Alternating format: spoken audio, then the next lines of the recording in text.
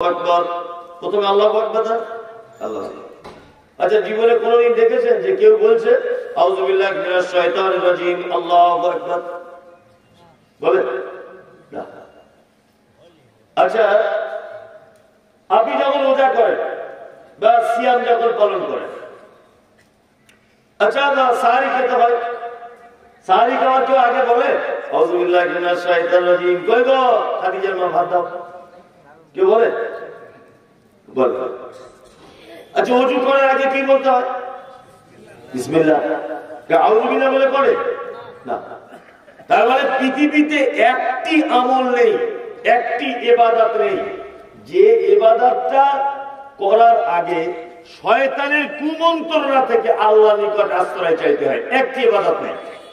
তার মানে বোঝা যাচ্ছে যে আপনি নামাজ যদি পড়েন শয়তানের রাগ হয় না, আপনি যদি 12 মাস রোজা রাখেন শয়তানের রাগ হয় না। কি বলছি বুঝতে পারছেন? শয়তান বান্দার একটি আমলে সব থেকে বেশি রেগে যায়, তার নাম কি? কোরআন তেলাওয়াত করলে। আর দুই নম্বর আরেকটি কাজ করলে শয়তান রেগে যায়, সেটা কি জানা আছে না? মুয়াজ্জিনের আজান দিলে মসজিদে শয়তান মারাত্মক রাগ করে। শুধু রাগ করে না, আজানের শব্দ শোনার পরে শয়তান পালাতে শুরু করে। কতদূর যায়?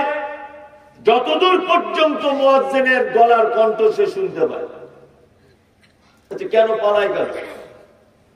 এটা জানা আছে? জানা নেই। আচ্ছা বলুন তো, শয়তান হলো কেন? বলুন, জানা আছে?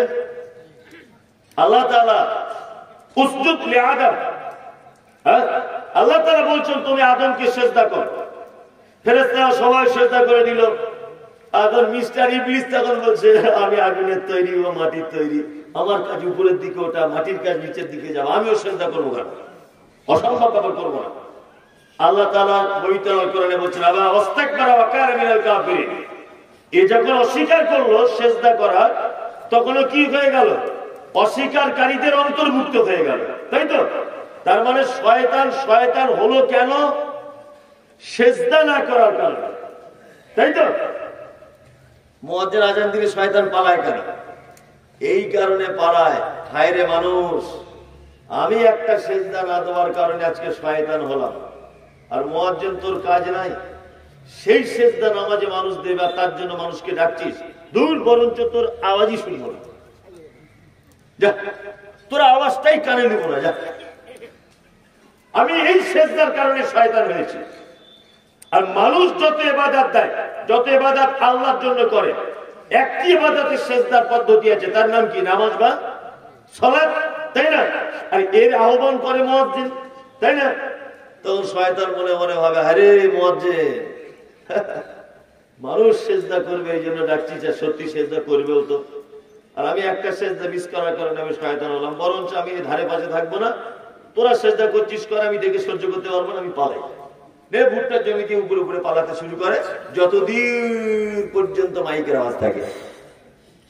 কি বলছি বুঝতে পারছেন? জি। শয়তান কেন শয়তান হলো এটা জেনে গেলেন।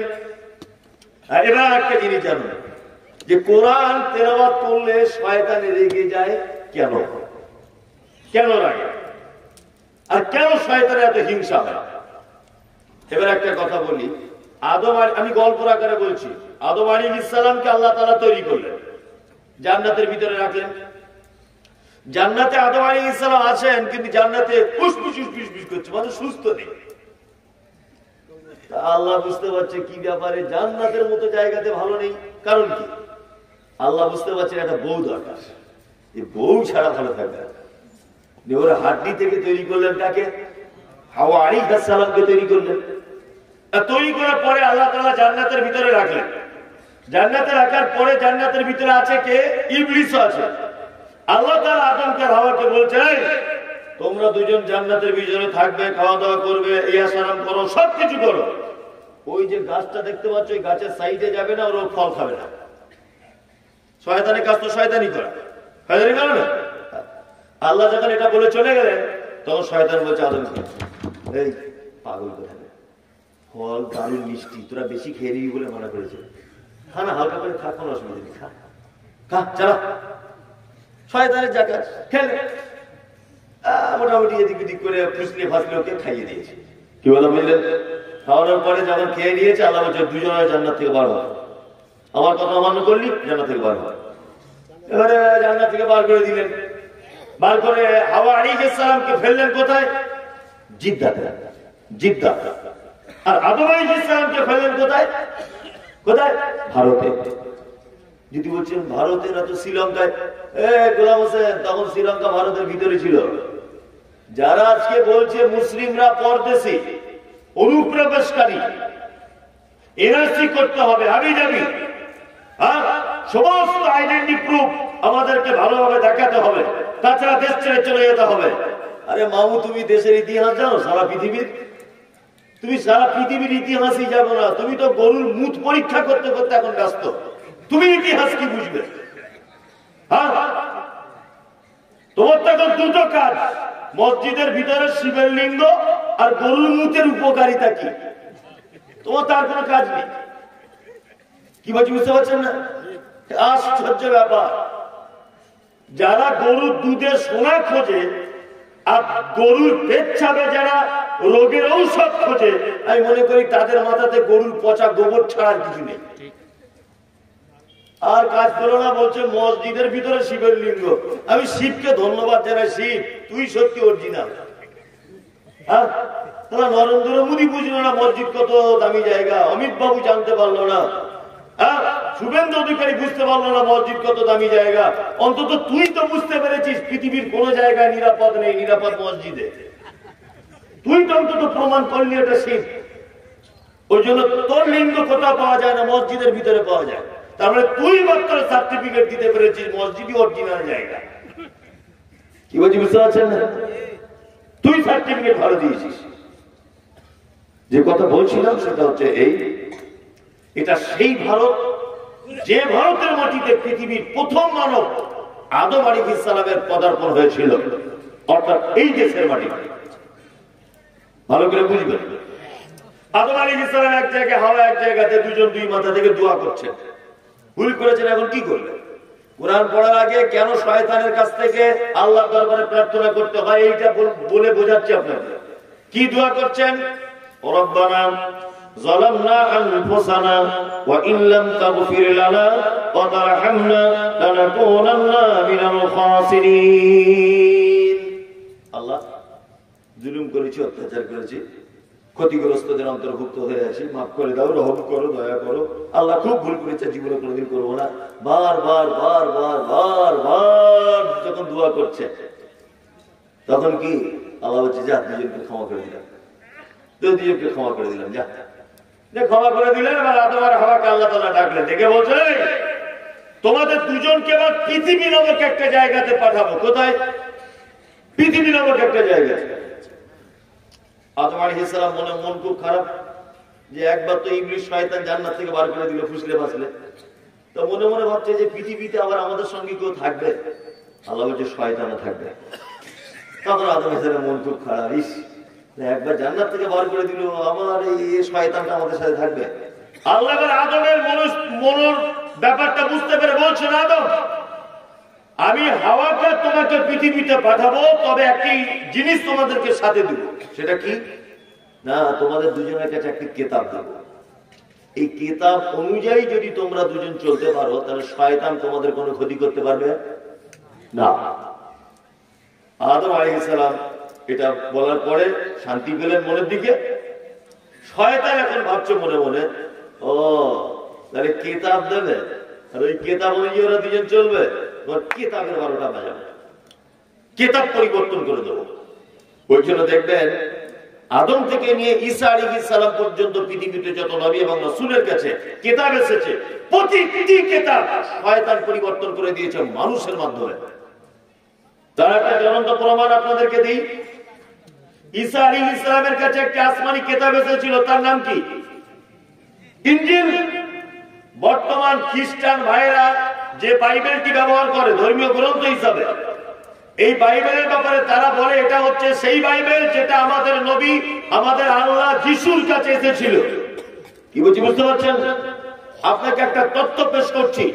পবিত্র আল কোরআন অবতীর্ণ হয়েছে আরবিতে, আর যিশু অর্থাৎ ঈসা আলাইহিস সালামের কাছে যে কিতাব এসেছিল ইনজিল, ওই কিতাবটা আরবি ভাষাতে আসেনি।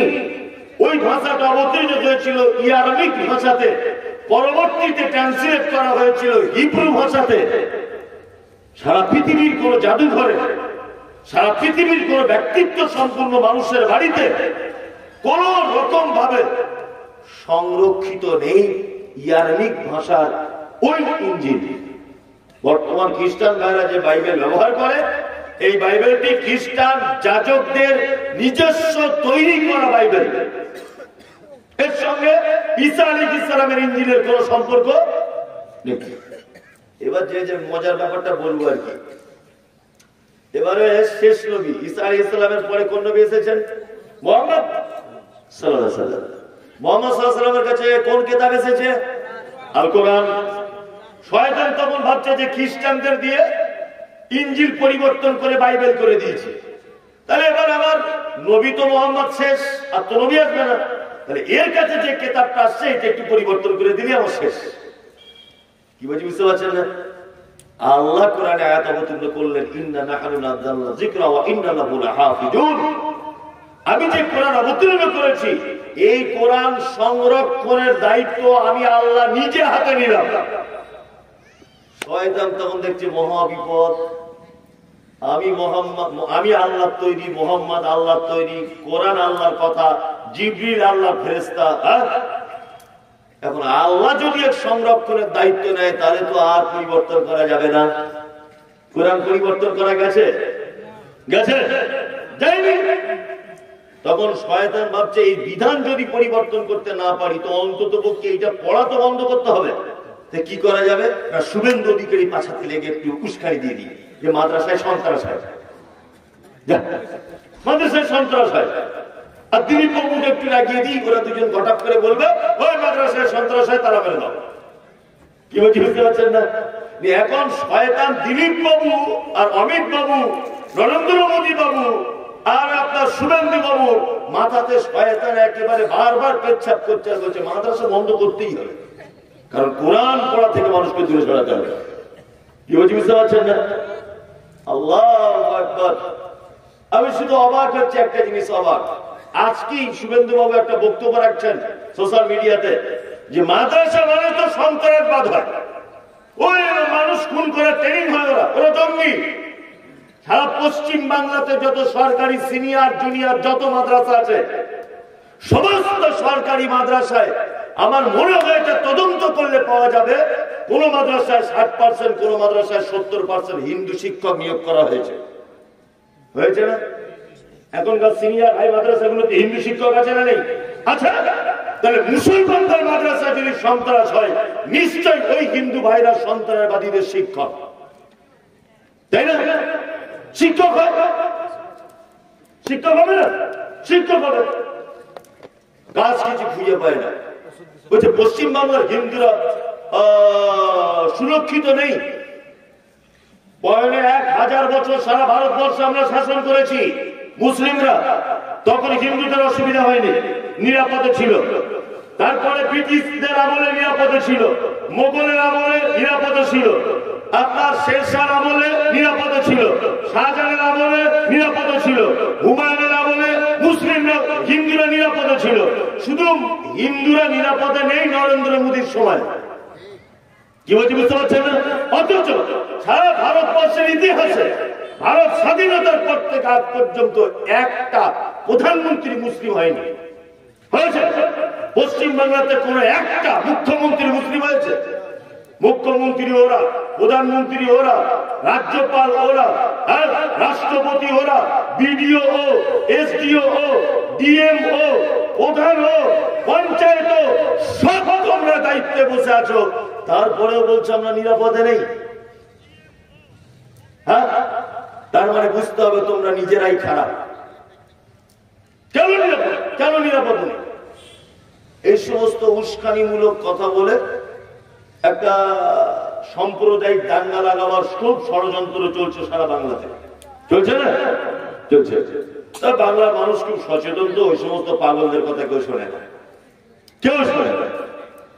যে কথা বলছিলাম সেটা হচ্ছে এই, এবারে শয়তান একটা খুব চালাকি করছে। এইটা ধরে নেন একটা জলসার হ্যান্ডবিল, ভালো করে বুঝুন, জলসার হ্যান্ডবিল। এই হ্যান্ডবিলের ভিতরে কবে জলসা, কে প্রধান বক্তা, কে কি হাবি যাবি, এগুলো আমি হ্যান্ডবিলটা খুলবো তবে তো জানতে পারবো। পারবো কি পারবো না? পারবো। শয়তান দেখছে এর বিধানের দায়িত্ব তো আল্লাহ, এর বিধান পরিবর্তন করা যাবে না। তাহলে মথুরাপুরের মানুষ যাতে কোরআন না পড়ে সেই ব্যবস্থা করতে হবে। আরে পড়বে তবে তো ভালো মন্দ বুঝতে পারবে। হ্যাঁ জি, ওই জন্য পৃথিবীতে সব থেকে বেশি শয়তান লাগে তাদের পিছনে যারা কোরআন তেলাওয়াত নিয়ে ব্যস্ত থাকে। এবার একটা জ্বলন্ত প্রমাণ আপনাদেরকে দিই, আমি তো বাস্তববাদী লোক। আচ্ছা বলুন তো, মাদ্রাসার ছেলেরা বদমাশ হয় না স্কুলের ছেলেরা বদমাশ হয়? সত্যিটা বলুন, বলুন। মাদ্রাসার কারা কারা মাদ্রাসার বলছেন হাত তুলুন তো, তুলুন। সবাই মাদ্রাসারই জানে, কিন্তু ভয়ে তুলছে না। আবার মাদ্রাসা যারা অর্ধেক করে ছেড়ে দিয়েছে, ওরে বাবু তো আরো খাতারনাক। মানে শয়তান ও রাস্তায় হাঁটে না, ওই যে রাস্তায় যায়। ওর বদমাশের কোয়ালিটি আলাদা। কি বলছি বুঝতে পারছেন না? এর সব যুক্তি আছে, সব কারণ আছে। তাহলে স্কুলের ছেলেদের শয়তান রাগ করে না কেন বলুন তো? ওই যে আপনার ছেলে স্কুলে গিয়েই জনগণ মন অধিনায়ক জয় হে ভারত ভাগ্য বিধাতা, শয়তান ভাবছে তো সারা আমার দলই আছে, আমার দলই। কি বলছি বুঝতে পারছেন? তো আমার দলের লোক। আর স্কুল থেকে বাড়ি আসার সময় একদম পেচ্ছাপ লেগেছে, চ্যান খুলে মেশিন বার করে মুতে দিল, পানি টানি দেওয়ার কোনো ব্যাপার নেই। শয়তান দেখছে এর পিছনে লেগে লাভ নেই, তো আমার দলেরই লোক। বরঞ্চ স্কুলে পড়ছে পড়ুক, ও দাঁড়িয়ে মুতে, তারপরে ও সিনেমা দেখে, ও বিড়ি টানে। কলেজ বিড়ি পাওয়া যায় এখন ছোট ছোট সাইজে, ওর ব্যাগের ভিতরে থাকে। এই যে নানা বদমাইশি তো যুক্ত, শয়তান দেখছে তাহলে ওর পিছনে পড়ে আমার কোনো লাভ নেই, ফালতু তো আমার দলই আছে। তাহলে এখন বদমাইশি করতে হবে কাদেরকে? হ্যাঁ, মথুরাপুর মাদ্রাসায় যারা কোরআন শিখছে এদেরকে আগে কোরআন পড়া থেকে বিরত করতে হবে। একটা একটা মাদ্রাসার ছাত্র 4000 করে শয়তান লেগে আছে ওর মাথাতে। ফালতু ইমামতি করতে হবে, 4000 টাকা বেতন, চল রাজমিস্ত্রি কাজে চল, মাদ্রাসা পড়বো না। মানে ওর পিছনে শয়তান লেগেই আছে, শয়তান লেগেই আছে। শয়তান এত করে লেগেছে, এত করে লেগেছে, আল্লাহু আকবার। মানে ওদের কাছ থেকে পার হয়ে ওকে আলেম হওয়া বড় কঠিন, কঠিন না? কঠিন। আমার মনে হয় যত ছেলে মুর্শিদাবাদের মাটিতে মাদ্রাসায় পড়েছে, তত ছেলে যদি আলেম তৈরি হতো, একটা একটা পরিবারে মনে হয় 4-5টা হাফেজ মাওলানা পাওয়া যেত, যেত না? একটাও হতে পেরেছে? হতে পেরেছে বলুন? দেওবন্দ মাদ্রাসায় এখন আর 8500 ছাত্র। কত? 8500 ছাত্র। আচ্ছা বলুন, প্রতি বছরে যদি 8500 ছাত্র যদি হাফেজ মাওলানা হয়, তাহলে সারা ভারতবর্ষের এমনি লোককে দেখতে পাওয়া যাবে? যাবে বলুন? যাবে না? তার মানে 8500 খোঁজ নিয়ে দেখা যাবে বছর শেষে 500 ছেলে আলেম হচ্ছে, বাকি সব বেকার। তার মানে কি? শয়তান একেবারে ওদের চুলের শিরাতে শিরাতে ঢুকে গেছে। কোরআন পড়া থেকে সরাতেই হবে যে কোনো ভাবে। কি বললাম বুঝলেন? শয়তান যে কত দুশ্মন মানুষের। লালগড়া একটা ছেলে আমাদের মাদ্রাসায় ভর্তি হয়েছে, ভর্তি হয়ে যেদিন থেকে হয়েছে কি ব্যাপার, এ কি রোগ, শুধু পেটে হাতি। শিক্ষকদেরকে বলছি ডাক্তারখানায় নিয়ে যাও, ডাক্তারখানায় নিয়ে যাচ্ছি, 3-4 দিন নিয়ে গেছে, ও সারে না, ও আচ্ছা আচ্ছা আচ্ছা আচ্ছা দাদা, আমি তো মাদ্রাসায় পড়েছিলে, আমি যে কি চিজ হতে চেনে না। ওকে বলছি চল গাড়িতে উঠ, আমার গাড়িতে তুললাম, আমার কোলে মাথা দিয়ে শুয়ে ওকে হসপিটালে ভর্তি করেছে। আর আল্লাহর কি নীলাখেলা, ওকে যে চিকিৎসা করছে মেয়েটা মুসলিম, বহরমপুরে বাড়ি। ওর নেমগুলো থেকে বুঝতে পেরেছি মুসলিম ডাক্তার মহিলা। তো ওকে একটু একা একাই জিজ্ঞেস করে বলছি, বোন ছেলেটাকে একটু ভালো করে চিকিৎসা করো। তা বলছি হুজুর আপনাকে আমি চিনি, আপনি মমতাজুল ইসলাম, আমার মা আপনার খুব বক্তব্য শোনে, ওর লজ্জায় কিছু বলতে পারছি না। লজ্জা করে আপনি বোন তুমি ভালো করে ট্রিটমেন্ট করো, মাদ্রাসার ছাত্র, বাই চান্স কিছু হয়ে যাবে। তখন বলছে আমি 4-5 ঘন্টা সিলাইন চালাচ্ছি, আর নার্সিং হোমে এত ভালো চিকিৎসা হয় না, ওকে যে চিকিৎসা আমি করছি। হসপিটালে তারপরে 4 ঘন্টা পরে আমি গিয়েছি দেখতে, কঠিন রোগ। আমি তখন বুঝতে পেরেছি আচ্ছা এই আসলে রোগ কিনা ধরা ব্যাপার আছে। মেয়েটাকে সাইডে রেখে নিয়ে বলছি তোমাদের পুরাতন হোক নতুন হোক অপারেশনের যন্ত্রপাতি আছে? আছে বুঝু যা। এই বড় বড় ছুরি কাঁচি সেলাই করা যন্ত্রপাতি সবাই বাসনের মতো একটা প্লেটে করে এনেছে, ওর সামনে রেখেছে। শয়তান কোন জায়গা পর্যন্ত পৌঁছেছে সেটা আপনাকে বলছে। ও তখন আমাকে বলছে জি কি করবে এগুলো? আজকে তোর ওপেন সার্জেন্ট, বুক কেটে ঠ্যাং পর্যন্ত চিড়ে পেট কেটে দেখা হবে ভিতরে মাল ঠিক আছে কিনা। তাছাড়া 3-4 দিন তো চিকিৎসা এখনো ভালো হয় না। তখন বলছে হুজুর একটা কথা বলবো। কি বল? বলছে আমার কিছু হয়নি, আমার মায়ের জন্য মন কেমন করছে। বাপ দোষ তো তোর নয়, দোষ হচ্ছে শয়তানের। এ তোকে ফিলাইন পর্যন্ত পৌঁছেছে কোরআন শিক্ষা থেকে তোকে দূরে রাখবে বলে। কি বলছি বুঝতে পারছেন? তার মানে স্কুলের পড়া ছেলের থেকে মাদ্রাসায় পড়া ছেলে বদমাশ হবার একটা কারণ হচ্ছে এই, ওই যে জনগণ মনোদির হয় ওকে জয় হয়ে ভারত ভাগ্য বিধাতা। শয়তান দেখছো তো আমাদের দলই, ওর পিছনে লেগে আমার লাভ নেই। বরঞ্চ আলহামদুলিল্লাহ রাব্বিল আলামিন আর রহমানির রহিম মালিক ইয়াউমিদ্দিন আল্লাহু লা ইলাহা ইল্লা হুয়াল হাইয়ুল কাইয়্যুম লা তাখুযুহু সিনাতুন ওয়া লা নাওম। এইগুলো যারা করছে শয়তান দেখছে এদেরকে এর থেকে বিরত রাখতে হবে। কারণ এরা তেলাওয়াত করলেই স্রষ্টার সম্পর্কে জ্ঞান চলে আসবে, তখন আর আমার ফলে সহজে পড়বে না। ওই জন্য সব থেকে বড় শত্রু হচ্ছে কোরআন তেলাওয়াতকারী শয়তান। ওই জন্য আল্লাহ তাআলা বলেছেন ফাইজা কারাতাল কোরআন ফাসতাইদ বিল্লাহি মিনাশ শাইতানির রাজিম। তোমরা যখনই কোরআন তেলাওয়াত করবে শয়তানের কুমন্ত্রণা থেকে আমার কাছে একবার আশ্রয় চেয়ে নাও, তারপরে কোরআন মাজিদে হাত দাও। তো শয়তান কিন্তু জয় হয়েছে বল খেলার মাঠে, ওরাই ফার্স্ট প্রাইজ পেয়েছে। পেয়েছে না? কোরআন পড়েন, কোরআন পড়েন, পড়েন। তবে কোরআন পড়ার অবশ্যই একটা সিজন আসছে সামনে, রমজান মাস, সাংঘাতিক সিজন। ইমাম সাহেবের চাকরিটা গাড়ি মুশকিল, আর ফতোয়া তো শেষ নাই। হুজুর দুপুর বেলাতে বইয়ের গায়ে হাত লেগে গেছে না, হবে ফতোয়া শেষ নাই। থুতু গিলে নিয়েছি বলি সব হবে, অথচ 11 মাস ও ঘুরেছে মুখে পানি লাইনি, হ্যাঁ, আর ও থুতু গিলে নিয়ে ফতোয়া জিজ্ঞেস করছে। এইসব ভণ্ডামি আসছে। আর কিছুদিন পরে জুতো চুরি, ইমাম সাহেবের সাথে ঝামেলা, ওকে ঘুমোতে দেবে না, ডিস্টার্ব করবে, কারো জুতো চুরি হয়ে যাবে, ইফতার নিয়ে মারামারি, তাই না? হবে কি হবে না? কোরআন পড়া নিয়ে মারামারি, এ সাংঘাতিক ব্যাপার। আল্লাহু আকবার। লাইলাতুল কদরে রাত জাগতে হবে। কি রাত জাগা? এতে কাবে বসছে বিড়ি নিয়ে, আল্লাহর কসম করে বলছে কথা সত্য। এতে কাবে বসছে 4-5 বান্ডিল বিড়ি নিয়ে। আমি ধরে ফেলে দিয়েছি বর্ধমানে একটা লোক। চাচা কি ব্যাপার? বলছে আমি তো ভিতরে খাই না, মশারি থেকে বার হয়ে বাইরে গিয়ে খাই। দেখুন অবস্থা, বিড়ি নিয়ে এতে কাবে বসছে, যত মানে ভণ্ডামি আসছে। তবে এই আবেগে ভাসিয়ে দিলে চলবে না, আবেগে ভাসলে চলবে না।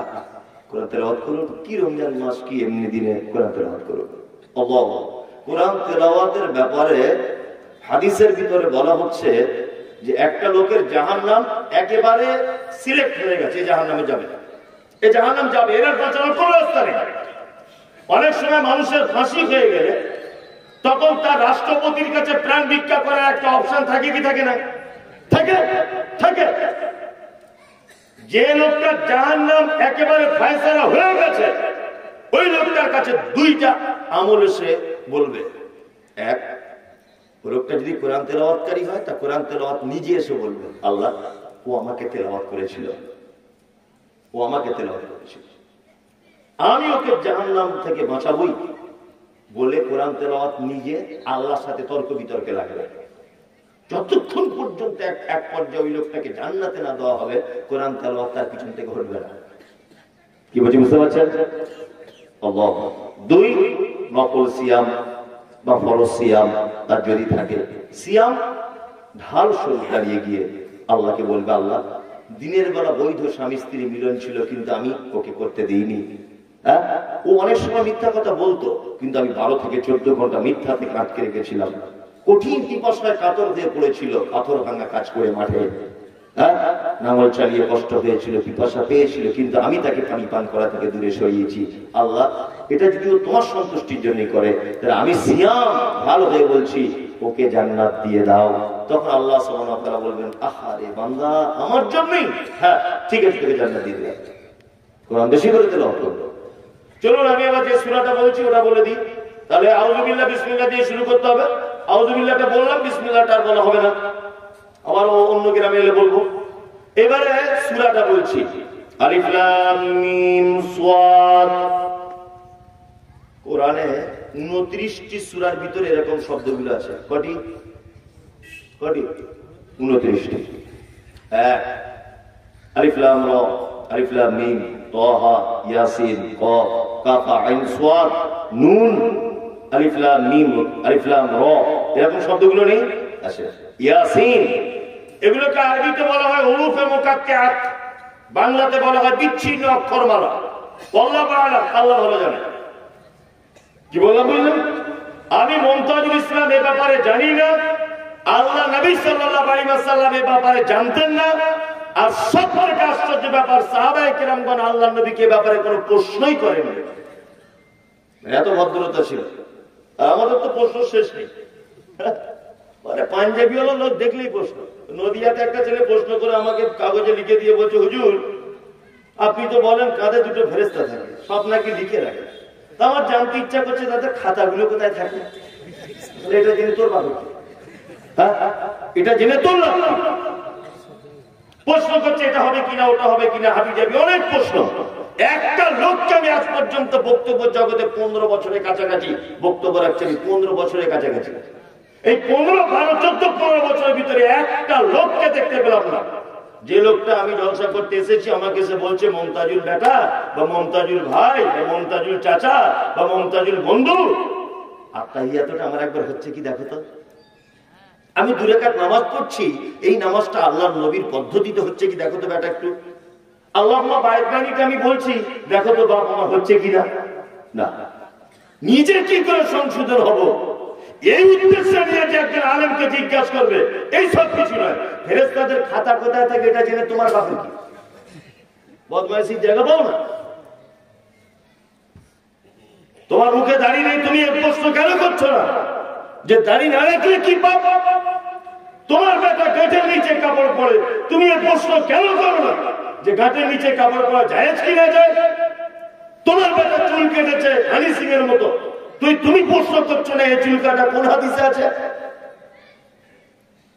তোমার বদমাইশি এটাই। আলেম ওলামাদের দাড়ি টুপি ওলাদের কি করে অপমান করা যায়, মানে আগে থেকে জেনে এসে আবার চিরকুটি দিয়ে জানছে, মানে ও পারে কিনা দেখি। তোমার মতো গোলাম হাসান আমার টুপির তলাতে বসে আছে অনেক, তোমাকে আমি চিনি না, তুমি কোন উদ্দেশ্যে প্রশ্ন করো? সব ভণ্ডামি। নিজে কোনদিন ইমাম সাহেবকে গিয়ে বলে না মসজিদে যে আমি 2 রাকাত নামাজ পড়ছি, আল্লাহ নবীর মতো নামাজটা হচ্ছে কি দেখুন। এইসব ভণ্ডামি। সাহাবায়ে কেরামগণ আল্লাহ নবী সাল্লাল্লাহু আলাইহি ওয়াসাল্লামকে জিজ্ঞাসা করেন, আর এই ব্যাপারগুলোতে আমার কথা বলার রাইট নেই। আল্লাহ তাআলা তারপরে বলছেন, কিতাবুন উনজিলা ইলাইকা, কোরআন একটি কিতাব যা আপনার উপর অবতীর্ণ করা হয়েছে। ফালা ইয়াকুন ফি সাদরিকা হারাদুম মিনহু লিতুনজিরা বিহি ওয়া যিকরা লিল মুমিনিন। আর এই কোরআনের দাওয়াত দিতে গিয়ে যদি কোনো সমস্যার সম্মুখীন আপনি হন, তাহলে আপনার মনে যেন কোনো সংকীর্ণতা, ভয় ভীতি যেন কাজ না করে। তার মানে অত্র আয়াতে এটা বোঝা যাচ্ছে কোরআনের কথা দাওয়াত দিতে গেলেই ঝামেলা হবেই, বিতর্কে জড়িত হতে হবে, প্রশ্নের সম্মুখীন হতে হবে, এবং তখন আপনাকে ধৈর্য ধারণ করতে হবে। কি বলছি বুঝতে পারছেন? ওই জন্য আমি অবাক হই, আল্লাহ মুহাম্মদ সাল্লাল্লাহু আলাইহি ওয়াসাল্লাম বলেছেন আপনি কোরআন দিয়ে দাওয়াত দিন, আর দাওয়াত দিতে গিয়ে যদি কোনো সমস্যা হয় তাহলে আপনি ধৈর্য ধারণ করুন। আপনার মনে যেন কোনো ভয় যেন কাজ না করে, কোন সংকীর্ণতা যেন কাজ না করে। আমি অবাক হই একটা জিনিস, বর্তমান বাজারে তবলিগ জমাতের অনেক পদ্ধতি আছে, তবলিগের নেই আছে না? আছে।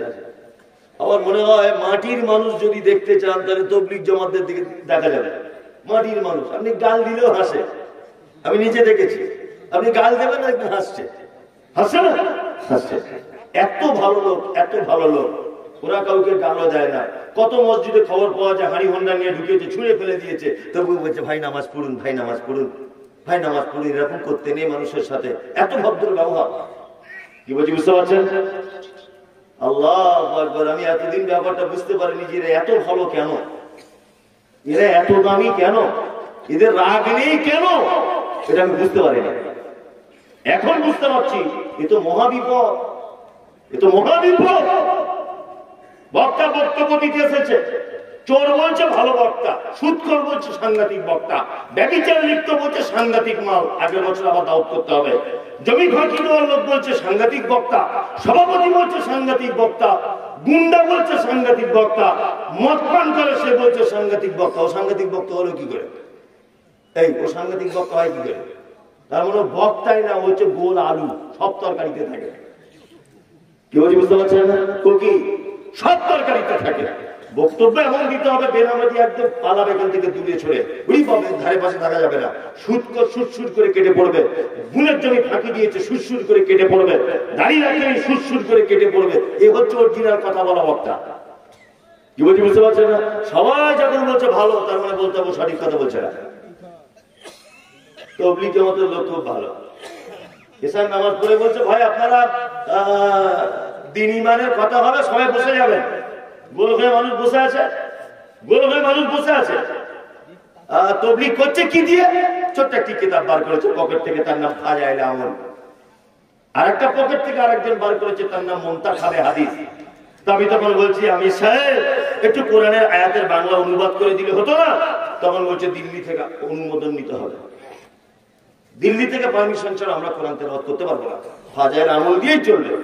তখন আমি বুঝতে পেরেছি ওই জন্য পৃথিবীর কেউ তোমাদের বিরোধিতা করে না, কারণ মুহাম্মদ সাল্লাল্লাহু আলাইহি ওয়াসাল্লামকে যে দাওয়াতের পদ্ধতি আল্লাহ তাআলা বলেছেন কোরআন দিয়ে দাওয়াত দিতে হবে, কোরআন দিয়ে দাওয়াত দিলেই সমস্যা হবে। তখন আপনাকে কি করতে হবে?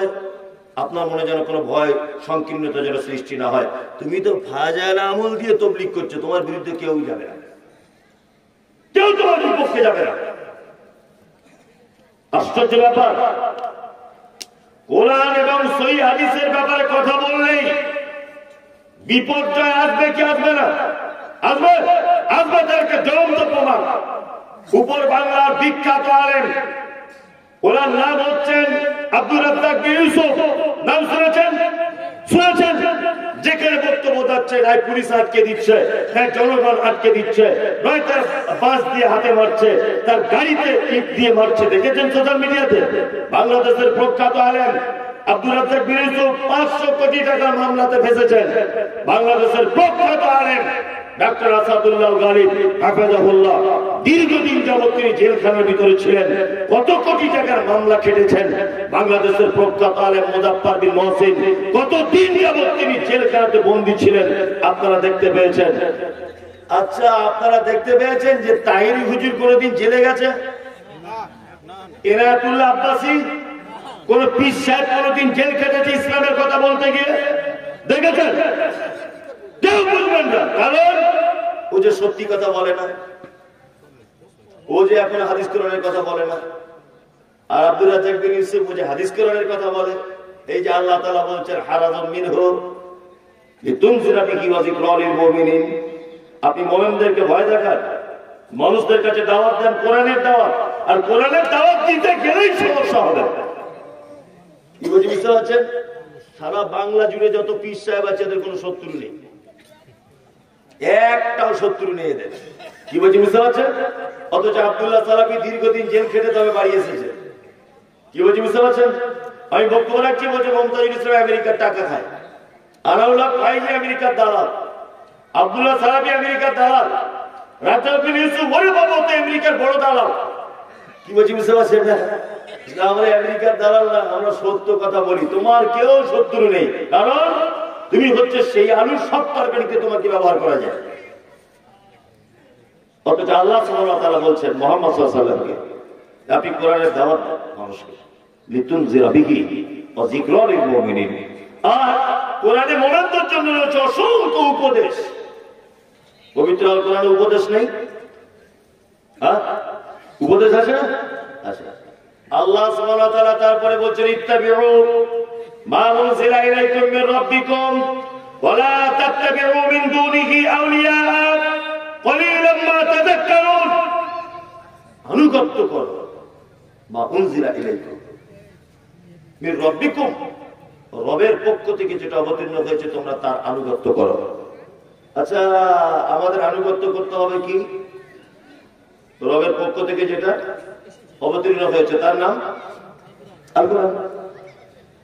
এইখানে আবার একটা দল বার হয়েছে বর্তমানে, এগুলো জেনে বলে দিতে হবে জাতিকে, যেগুলো না বললে ক্যান্সারে পরিণত হবে, তখন আর চিকিৎসা করে রোগ ছাড়বে না।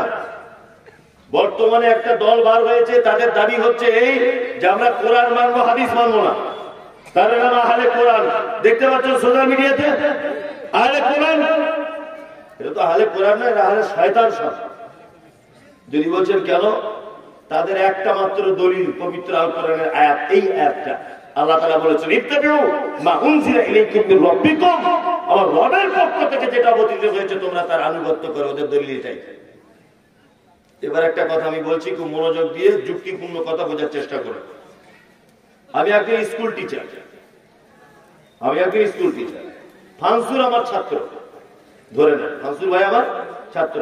আমি 2 মিনিটের জন্য ফানসুর ভাইকে তুমি বলে কথা বলে ব্যাপারটা বোঝাই যে ফানসুরকে আমি বলছি তুমি তো আমার ছাত্র, তা তোমাকে লালগোলা আব্দুল্লাহ বলে একটা লোকের কাছে পাঠাবো। লোকটা খুব সম্ভ্রান্ত মানুষ, খুব উচ্চ শিক্ষিত মানুষ।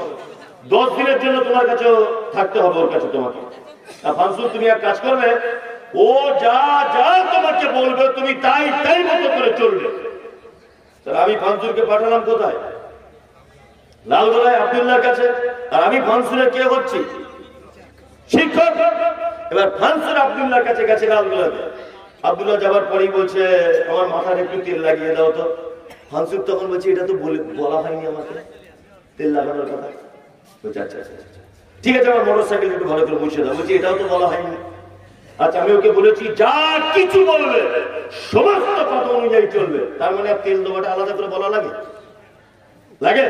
এখন যদি এখানে বলি যে সব লোক চোর, মাইকলা বাদ যাবে? ও চোর। সভাপতি বাদ যাবে? ও চোর। প্যান্ডেলওয়ালা বাদ যাবে? ও চোর। সমস্ত মানে বহু বচন শব্দ ব্যবহার করে দিয়েছি, তখন তো আর এই সাইকেল মোচাটা নাম ধরে বলে দেওয়া যায় না। যায় না। ফানসুর ওই আব্দুল্লাহর কথা দুটো একটা শুনছে, দুটো একটা শুনছে না। আচ্ছা বলুন, যদি ফানসুর আব্দুল্লাহকে যদি অপমান করে, তাহলে ও অরিজিনাল অপমান করলো কাকে? শিক্ষককে বললো না? কারণ আমি তোকে পাঠিয়েছি ওর কাছে। ওকে মানা মানে আমার মান রক্ষা করা, তাই তো? যারা বলছে আহলে কোরআন, আল্লাহ তাআলা পবিত্র কোরআনের ভিতরে বলছেন কি, কুল ইন কুনতুম তুহিব্বুনাল্লাহ ফাত্তাবিউনি। সুবহানাল্লাহ। তোমরা যদি আমার ভালোবাসা যদি পেতে চাও, কে বলছে এটা? আল্লাহ। তোমরা যদি আমার ভালোবাসা যদি পেতে চাও ফাত্তাবিউনি, তাহলে মুহাম্মদ সাল্লাল্লাহু আলাইহি ওয়াসাল্লামের আনুগত্য করে চলো। কি বলছি বুঝতে পারছেন? তারপর আল্লাহর ভালোবাসা পেতে গেলে কি করতে হবে? মুহাম্মদ সাল্লাল্লাহু আলাইহি ওয়াসাল্লামের আনুগত্য করে চলতে হবে। আল্লাহ আমাদেরকে পাঠাচ্ছেন, মুহাম্মদ যা বলে তোমরা সেই অনুযায়ী চলো, তাহলে আমাকে পেয়ে যাবে। তার মানে যারা বলছে আহলে কোরআন, এরা টিকে থাকতে পারবে? পারবে না। আল্লাহু আকবার। এবারে আর একটা কথা বলি, কিছু মানুষ আছে তাদের দাবি হচ্ছে এই আমরা কোরআন হাদিস মানবো, তার সাথে সাথে কিছু পীর ফকিরদেরকেও মানতে হবে। এদের একেবারে অপমান করা যাবে না। তাদের দাবি আছে না নেই? আর মানছো? তাই মানছো না? মানছে একদমই নয়। আল্লাহ তাআলা বলেছেন আলা তাত্তাবিউ মিন দুনিহি আউলিয়া, তোমরা আনুগত্য করো না ওলি বহু বচন আউলিয়া। আউলিয়াদের আনুগত্য করতে যেও না। বলুন তো দেখি, আল্লাহর ওলি হওয়া, আমরা বলি না আল্লাহর ওলি, আল্লাহর ওলি হওয়া এটা সহজ না কঠিন? খুব কঠিন না? খুব কঠিন। ও বলছে কঠিন, উনি বলছেন কঠিন, আরেকজন বলছে কঠিন। আসলে কঠিন নয়, আমাদেরকে কঠিন বোঝানো হয়েছে। কেমন করে বোঝানো হয়েছে? অমুক জায়গায় একটা আল্লাহর ওলি ছিল, 30 বছর বিয়ে করেনি, গোপগুলো বড় বড়, মাথায় উকুনে ভর্তি। কি বলছি বুঝতে পারছেন না? নদীর পাড়ে বসবাস করতো, একটা ঠ্যাং গাছের উপরে বাঁধা থাকতো, এ আল্লাহর বড় ওলি। এইভাবে আমাদেরকে ভাবানো হয়েছে। ভাবানো হয়েছে না? ভাবানো হয়েছে। অমুক জায়গায় আল্লাহর ওলি ছিলেন, 3 বছর যাবত পানি খায় না, আল্লাহর ওলি। ভাবানো হয়েছে আমাদেরকে। অথচ পৃথিবীতে সব থেকে সহজ এবং তাড়াতাড়ি হওয়া যায় আল্লাহর ওলি, আল্লাহর বন্ধু। আত্মীয়তার সম্পর্ক ভালো রাখুন, যাকাত বুঝে দেন, টাইমে সালাত আদায় করুন, মাহে রমজানের সিয়াম পালন করুন, দান সাদকা করুন, আল্লাহর বিধান মতো চলুন, আপনি আল্লাহর বন্ধু। তার মানে আল্লাহর ওলি হতে গেলে আলাদা কোনো উপাধি, আলাদা কোনো স্কুলে গিয়ে সার্টিফিকেট দিতে হয় না, কোন স্কুলে সার্টিফিকেট দিতে হয় না। আল্লাহ সুবহানাহু ওয়া তাআলা বলছেন, ওয়ালা তাত্তাবিউ মিন দুনিহি আউলিয়া কলিলান মা তাযাক্কারুন।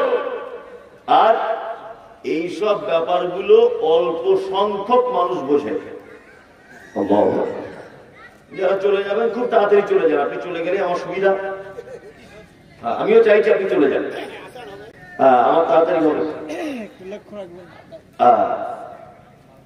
এখন আদায়ের কথা বললে 5 মিনিট লাগবে লোকগুলো পালাতে, না? আমি তো বুঝি, প্রতিদিন তো আমার এই কাজ। মানসুর ভাই বছরে একবার জলসা দিচ্ছে, আমার প্রতিদিন সবাই জেনে গেছে। লাস্ট বক্তা মমতাজুল ইসলাম আদায়ের কথা বলবে, একটা পিঁপড়ে পর্যন্ত থাকবে না, সব পালাবে। ওই জন্য যাই বলছি তবু লোকগুলো বসে আছে, আর 2-10 মিনিট বলি, তারপরে সবাই চলে যাবে। একটা বাইরে ছেড়ে দেবো, 10 মিনিট আছে। যে কথা বলছিলাম সেটা হচ্ছে এই, আচ্ছা আল্লাহর ওলি হতে গেলে যদি আলাদা কোনো সার্টিফিকেট ব্যবহার করতে হয়, তাহলে বলুন পৃথিবীর সব থেকে দামি মানুষ, তার নাম কি? মুহাম্মদ সাল্লাল্লাহু আলাইহি ওয়াসাল্লাম। 2, মুহাম্মদ সাল্লাল্লাহু আলাইহি ওয়াসাল্লাম বিয়ে করেছিলেন, বাচ্চা কাচ্চা ছিল, পরিষ্কার পরিচ্ছন্ন পছন্দ করতেন না নোংরা পছন্দ করতেন? মাথায় চুল কাটতেন, হাতের নখ কাটতেন তো? আচ্ছা। 2, হযরত মুহাম্মদ সাল্লাল্লাহু আলাইহি ওয়াসাল্লামের পরে সবথেকে সম্মানী মানুষ আবু বকর সিদ্দিক রাদিয়াল্লাহু তাআলা আনহু, তাই না? হযরত আবু বকর বিয়ে করেছিলেন আয়েশা তার বেটি, তাই না? আল্লাহু আকবার। তারপরে দ্বিতীয় ভালো মানুষ ওমর রাদিয়াল্লাহু তাআলা আনহু। ওমর বিয়ে শাদী করেছিলেন, ওনার মেয়ের নাম হাফসা, আল্লাহ নবী সাল্লাল্লাহু আলাইহি ওয়াসাল্লাম জামাই ছিলেন, তাই না? এইবার আপনাদেরকে একটা কথা বলি, মুহাম্মদ সাল্লাল্লাহু আলাইহি ওয়াসাল্লাম পৃথিবীর সবথেকে দামি মানুষ, তিনি সাংসারিক জীবন যাপন করেছেন, বিয়ে শাদী করেছেন। আপনার একটা হাদিসে ছেঁড়া পাতাতে দেখাতে পারবেন যে আল্লাহ নবী সাল্লাল্লাহু আলাইহি ওয়াসাল্লাম জীবনে বিয়ে করেনি? বড় বড় কোপ ছিল, মাথায় উকুন, গায়ে গন্ধে ভর্তি, একটা ট্যাঙ্ক গাছের উপরে বাঁধা থাকতো, এইসব সাহাবীদের জীবনী থেকে পাওয়া যায়? পাওয়া যায় না। অথচ তারা বড় বড় আল্লাহর ওলি ছিল, কিন্তু বর্তমানে আল্লাহর ওলি এক এক ওলির এক এক কেরামতি। আর যারা ওলিদের কেরামতি বর্ণনা করে এরা হচ্ছে বিশ্বের 1 নম্বর চিটার। মানে চিটারের যদি নোবেল পুরস্কারের ব্যবস্থা থাকতো তাহলে প্রত্যেক পীর সাহেবরা নোবেল পুরস্কার পেত। মানে চিটারির যদি নোবেল পুরস্কারের ব্যবস্থা থাকতো, প্রত্যেক পীর সাহেবরা চিটারির নোবেল পুরস্কার পেয়ে যেত। এই দেখুন একটা কথা বলি, আল্লাহর ওলির বক্তব্য দিচ্ছে, বলছে আব্দুল কাদের জিলানী, বন্ধুরা আমার, এত বড় আল্লাহর ওলি ছিল, মায়ের পেটের ভিতর থেকে যখন বার হয়েছে 20 পারা 15 পারা 19 পারা কোরআনের হাফেজ হয়ে তবে বার হয়েছে। বলছে না রে তুই আল্লাহ আকবার, সারা এটা কি কোনো বক্তব্য? পাছায় রাত্রি মেরে দেবেন, একদম ধরে দেওয়া স্টেজ থেকে বদমাইশ হয়ে থাকার। আচ্ছা বক্তব্য কি? বন্ধুরা আমার, অমুক জায়গায় একটা আল্লাহর ওলি ছিল, জঙ্গলে বেড়াতে গিয়েছিল, সুন্দরবনে বেড়াতে গেছেন, ছোট নৌকা করে সুন্দরবনে অলিগলি ঘুরছেন নদীতে, হঠাৎ করে একটা বাঘ এসে ঝাঁপ দিয়ে দিল। কিসে না ওই আপনার নৌকার উপরে। হুজুর তখন বলছে আরাম করবো, তাকে আমি পীর সাহেব তুই আমার নৌকায় ঝাঁপ দিলি কেন? বলছে হুজুর ভুল হয়ে গেছে, বুঝতে পারিনি। আচ্ছা আমি এই গ্রামের প্রধান বক্তা, ধরে নেন আমি এই গ্রামের প্রধান বক্তা, আমি রাস্তা দিয়ে আসছি, একটা বিষধর সাপ ফনা তুলেছে এরকম করে। আমি যদি তাকে বলি প্রধান বক্তা তুই চিনিস মমতাজুল ইসলাম, বলুন তো ও কি বুঝবে? মমতাজুল বরঞ্চ বড় পাঞ্জাবি দেখলে আরো তেড়ে আসবে। হ্যাঁ, 4টে কুকুর আমার পিছনে লেগেছে ঘেউ ঘেউ ঘেউ করে। আমি যদি বলি আমি প্রধান বক্তা মমতাজুল ইসলাম, শুনবেন? হ্যাঁ শুনবো না, বরঞ্চ বড় পাঞ্জাবি দেখলে, লম্বা চড়া মানুষ দেখলে আরো হচ্ছে কামড়াবে। এই বক্তব্য হয়ে গেল। তারপরে বলছে বন্ধুরা আমার, ওই আল্লাহর ওলিটা নৌকা থেকে বাঘ ঝাঁপ মেরে চলে গেল বনের ভিতরে, আবার একটু আগে এলো নৌকা নিয়ে, বাঘকে দেখতে পাচ্ছে নদীর মাঝখানে, হাত জোর করে বলছে হুজুর আপনাকে চিনতে পারিনি, আপনার নৌকা ঝাঁপ দিয়েছিলাম, দয়া করে ক্ষমা করে দেন। বাঘ নদীর মাঝখানে হাত জোর করে দাঁড়াতে পারে? এইসব বক্তব্য শুনে চলছে কি চলছে না? আল্লাহর ওলিদের ঘটনা। আল্লাহ সব গাঁজাখুরি কথা, সব গাঁজাখুরি কথা। সুবহানাল্লাহ। মানে আল্লাহর ওলি হতে গেলে আমাদের একটা টেন্ডেন্সি এটা যে তার ব্যাপারে একটা অলৌকিক ঘটনা কিছু বলতে হবে। কি বলে বুঝলেন? আর একটা চালাকি আপনাদের ধরিয়ে দিই, শিক্ষিত মানুষ 2025 সালে বুঝতে সুবিধা হবে। যত আল্লাহর ওলিদের এই ঘটনাগুলো বলা হয়, কি ফুরফুরাতে যত পীর আছে, ওই আপনার ওই কলকাতায় যত পীর আছে, আজমিরে যত পীর আছে, বাংলাদেশে যত পীর আছে, তোমরা এই বর্তমানে জীবিত পীর একটা কেরামতি দেখাও, একটা কেরামতি দেখাও তুমি, তাহলে বলবো বাপের বেটা। ওই অমুক পীর সাহেব ছিল, ওই আপনার আনা বলে একটা সাগর ছিল, ওই সাগরের পানি এক বোতলের ভিতরে ঢুকিয়ে দিয়েছে, পাবলিক সেরা নারী তকবীর দিচ্ছে, যে বক্তব্য দিচ্ছে এ পীর সাহেব, আমি বলছি ও নাই এক সাগর পানি বোতলে ঢুকিয়েছে, তো তুমি এক বালতি বোতলে ঢোকাও দেখি তোমার বাপের কত ক্ষমতা। সোশ্যাল মিডিয়ার যুগ, ভাইরাল হয়ে যাক, সব চিটার, সব বড় মানুষের নামে কেচ্চা কাহিনী, একটা জ্যান্ত পীরের নামে কোনো কাহিনী নেই, জানে ধরে ফেলবে, কি জানে ধরে ফেলবে। আল্লাহ, সাহাবীদের জীবনে অলৌকিক ঘটনা আছে না নেই? সাহাবীদের জীবনে অলৌকিক ঘটনা আছে না নেই? আচ্ছা আচ্ছা, আমি যদি একটা মজার অলৌকিক ঘটনা আপনাদেরকে বলি, তারা আল্লাহর ওলি ছিল কিনা আপনারা বিবেচনা করবেন। ছোট্ট 1 মিনিটে বলি বলি হযরত আবু হুরায়রার নাম শুনেছেন? সব থেকে বেশি হাদিস বর্ণনা করেছে কে? আবু হুরায়রা। সব থেকে কম সময় আল্লাহর নবীর সঙ্গে পেয়েছেন কে? আবু হুরায়রা। মাত্র 3 বছর আল্লাহ নবীর সাথে ছিলেন। কত বছর? 3 বছর। এই 3 বছর আল্লাহ নবী সাল্লাল্লাহু আলাইহি ওয়াসাল্লামের সাথে থাকার পরেও সব থেকে বেশি হাদিস তিনি বর্ণনা করেছেন। কি বললাম বুঝলেন? এই দেখুন, হযরত আবু বকর নতুন ইসলাম গ্রহণ করেছেন, আসহাবে সুফফাতে তিনি থাকতেন। আসহাবে সুফফা, আসহাবে সুফফার পদ্ধতি কি? খাওয়া দাওয়া না, কোন লোক যখন হাদিয়াটা দিয়ে যেত, আসহাবে সুফফার মানুষরা খেত। হযরত আবু হুরায়রা বলছেন 2 দিন 3 দিন হয়ে গেল কোনো হাদিয়া আসেনি, খাবার আসেনি, এত। আচ্ছা, আমি যদি এখন 3 দিন খেতে না পাই, তাহলে আমার আবু বকর আসছেন না, সিদ্দিক উপাধি পেয়ে গেছেন, আবু বকর আসছেন। হযরত আবু হুরায়রা তখন বলছেন, ভাই আবু বকর, আচ্ছা কোরআনের এই আয়াতটা কোথায় আছে একটু বলো তো। তার মানে কি? আবু হুরায়রা বোঝাতে চাইছে যে আমার গলার কণ্ঠটা, আমার ক্লান্ত দেহটা আবু বকর একবার দেখুক, আমি যে ক্ষুধার্ত আছি এটা বুঝতে পারো, আর আমাকে ডেকে নিয়ে ওর বাড়িতে নিয়ে যাক, কিছু খাওয়া দাওয়া করো। হযরত আবু বকর ব্যাপারটা বুঝতে পারলেন না, কোরআনের আয়াতটা বলে দিলেন, চলে গেলেন। আবু হুরায়রা ভাবছেন তাহলে চালাকি আর কাজ হলো না, কি করা যাবে? এবার ওই রাস্তা দিয়ে আসছেন আল্লাহ নবী সাল্লাল্লাহু আলাইহি ওয়াসাল্লাম। আল্লাহ রাসূল আবু হুরায়রাকে দেখে মুচকে হাসলেন। হাসার পরে আল্লাহ রাসূল সাল্লাল্লাহু আলাইহি ওয়াসাল্লাম বলছেন, চলো আবু হুরায়রা আমার পিছনে পিছনে।